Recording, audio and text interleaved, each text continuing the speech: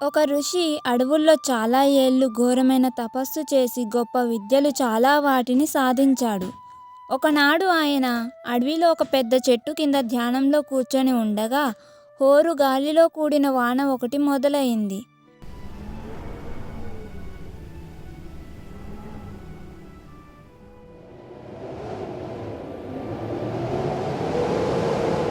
అలా మొదలైన వాన చాలాసేపు కొనసాగింది.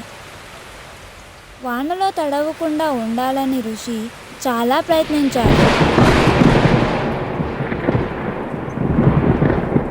దగ్గరలోనే ఉన్న పొదల చాటుకు వెళ్ళాడు. తను కూర్చున్న చెట్టు మొదలకు అంటిపెట్టుకొని ముడుచుకు కూర్చున్నాడు. ఎంత చేసినా వాన చినుకులను ఆయన జయించలేకపోయాడు. బాగా తడిసిపోయాడు. వాన చాలాసేపు కురిసింది. ఆయన వేసుకున్న ఉత్తరీయం శరీరం మొత్తాన్ని పూర్తిగా కప్పటం లేదు. అందువల్ల అసలే శుష్కించిన ఆ ఋషి శరీరం వణకడం మొదలుపెట్టింది. చాలాసేపు జోరుగా కురిసిన తరువాత వాన ఆగిపోయింది.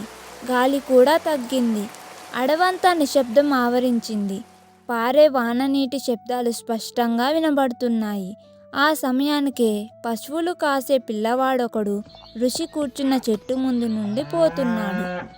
మేపడం కోసం తను అడవికి తోలుకొచ్చిన పశువులను వాడు ఊరి వైపుకు తోలుకుపోతున్నాడు. అతని దుస్తులు ఏమాత్రం తడిసిలేవు. పొడిపొడిగా ఉన్న బట్టలతో పిల్లవాడు చాలా హుషారుగా పశువుల్ని తోలుకుపోతున్నాడు.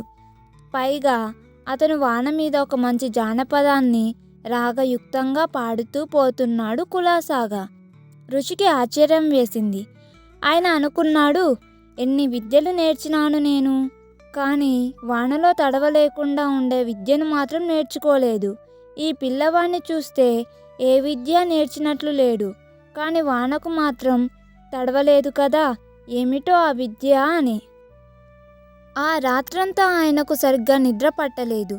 అంత చిన్న పిల్లవాడు ఇంతటి విద్యను ఎక్కడ నేర్చాడో తెలుసుకోకపోతే ఇక నిద్ర పట్టేటట్లు లేదు.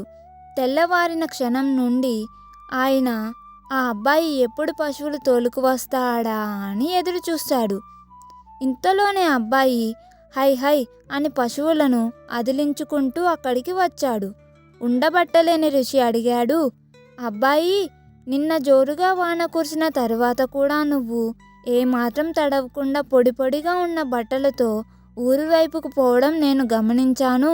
ఈ అడవిలో ఆ వానకు తడవకుండా నువ్వెలా ఉండగలిగావు అని. పిల్లవాడు సిగ్గుపడుతూ నవ్వాడు. ఓ అదా, ఏమీ లేదు స్వామి. వాన వస్తుందని అనిపించగానే గోచి తప్ప మిగిలిన బట్టలన్నీ విప్పేసి నా దగ్గరున్న చిన్న కుండలోకి అదిమి పెట్టాను.